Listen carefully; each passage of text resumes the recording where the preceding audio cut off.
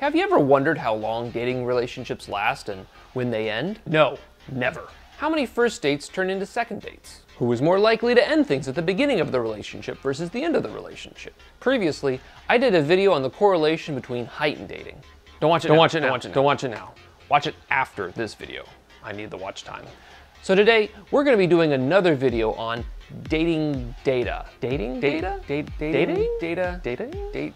Dating? Ugh, that sounds like a fetish. Ugh, that is not this video. Today, we're going to be looking at all things related to longevity in dating. How long do relationships last? Who tends to end the relationship? And at what point do they do so? I don't have all the data on dating, just the data from my own personal experiences. There are a lot of videos out there from dating coaches talking about what you should do in dating, but many of them seem to just be based on gut instinct and intuition. Some of them don't even use data. So, if you're the kind of person who thinks dating shouldn't be too analytical, then this is not the video for you. But enough talk, more data! It's data time! I'm dating. So let's start by taking a look at how quickly relationships end over time.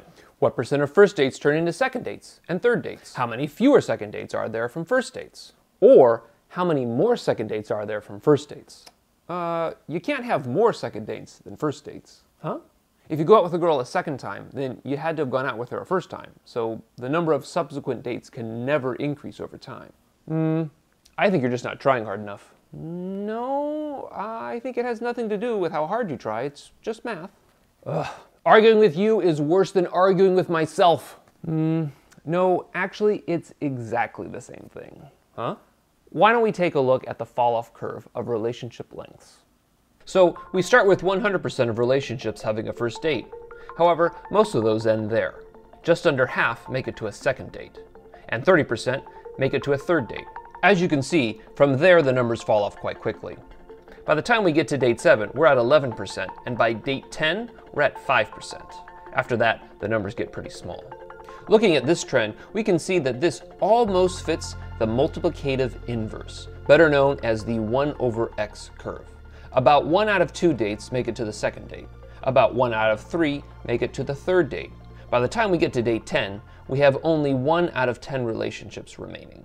Yeah, that just looks like it goes downhill pretty fast. Well, if we look into it more deeply and ask what the likelihood is at each point as to whether the relationship will continue or not, we find some interesting stages. So, as we said, just over 50% of relationships end after the first date. For the second date, just over 30% end. This means that after the second date, there is a 30% chance that the relationship will end there. For the third date, that number is 40%. However, something interesting happens after that. The rate drops substantially for subsequent dates. This means that if you can make it to date 4, then you'll most likely make it to date 7. Then, when we get to dates 8 and 9, the rates jump back up again. Then after date 9, the rates drop and never really go back up again. This is partially due to the fact that there are much fewer relationships that have made it this far. But this essentially says that if you make it to date 9, then there's a pretty good chance things will continue. It does look like there are almost some sort of stages in the relationship at date 3 and date 9, almost like a graduation to the next level. The next question would be, who is ending the relationship at each of these points? Am I the one responsible for ending things, or are they? So let's now take a look at a breakdown of each point to see who is ending things.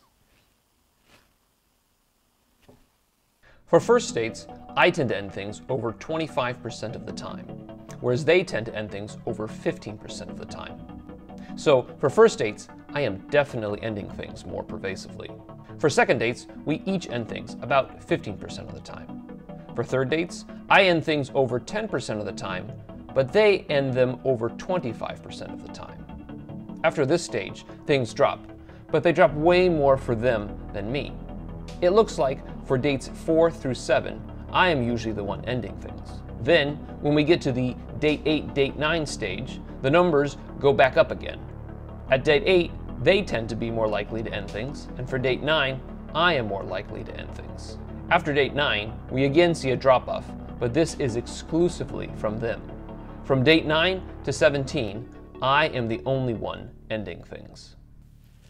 So it looks as if there is some back and forth on who ends things at each point in the relationship.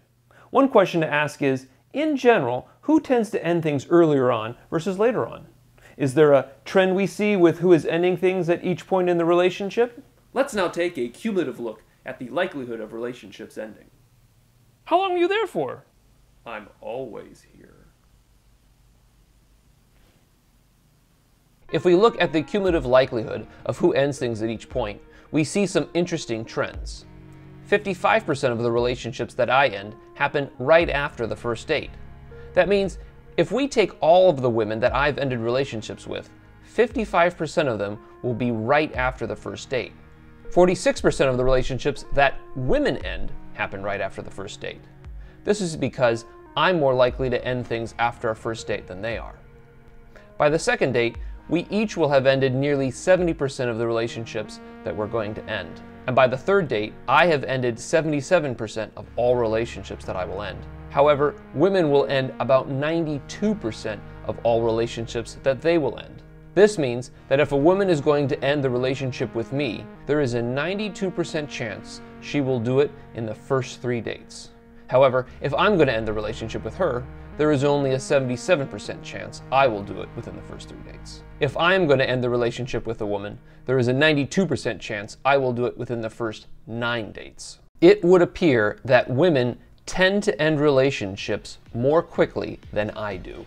Does this mean women tend to date more on initial gut feeling rather than getting to know someone? Unfortunately, the data can tell us what is happening, but not why. If you have your own interpretations, leave them in the comments below. However, this does mean that if I can get past date 3, it is less likely that she will end things with me. And if I can get past date 9, it is almost certain she will not end things with me. Maybe we should all just follow our own natural intuition and just ignore data altogether.